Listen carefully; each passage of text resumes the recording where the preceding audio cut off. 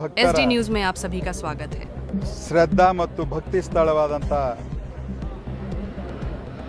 ಸುಕ್ಷೇತ್ರ ಧರ್ಮಸ್ಥಳದ ವಿಷಯದಲ್ಲಿ ಅನಾಮಿಕ ಮುಸುಗುಧಾರಿಯ ವ್ಯಕ್ತಿಯ ಕಂಪ್ಲೇಂಟನ್ನು ಪಡೆದುಕೊಂಡು ರಾಜ್ಯ ಕಾಂಗ್ರೆಸ್ ಸರ್ಕಾರ ಸಿದ್ದರಾಮಯ್ಯನವರ ಸರ್ಕಾರ SITಯನ್ನು ಗೃಹೀತ ಮಾಡಿ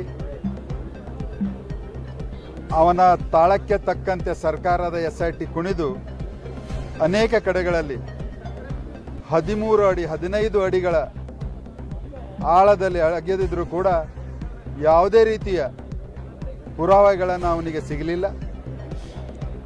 ಹೀಗಾಗಿ ಇವತ್ತು ಕಾಂಗ್ರೆಸ್ ಸರ್ಕಾರ ಮಾಡುವುದರ ಹಿಂದೆ ವಿದೇಶಿಗಳ ಕೈವಾಡ, ವಿದೇಶದ ಹಣ, ರಾಷ್ಟ್ರೀಯ ಕಾಂಗ್ರೆಸ್ಸಿನ ಕೈವಾಡ ಮತ್ತು ಕಟ್ಟರ್ಪಂಥಿ ಮುಸ್ಲಿಂವಾದಿಗಳ SDPI ಅಂತ ಸಂಸ್ಥೆಗಳ ಕೈವಾಡ ಇದರ ಹಿಂದೆ ಇದೆ ಅನ್ನುವಂಥದ್ದನ್ನು ಸ್ಪಷ್ಟವಾಗಿ ಗೊತ್ತಾಗ್ತಿದೆ.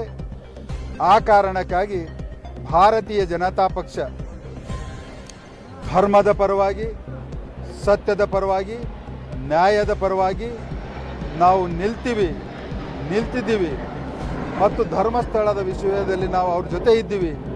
ಮತ್ತು ನಾವು ಇವತ್ತು ಕರ್ನಾಟಕ ಸರ್ಕಾರಕ್ಕೆ ಈ ಧರ್ಮಸ್ಥಳದ ಕೇಸನ್ನು NIಗೆ ಕೊಡಬೇಕು ಅನ್ನುವಂಥದ್ದನ್ನು ಕೂಡ ಒತ್ತಾಯವನ್ನು ಮಾಡ್ತೀವಿ.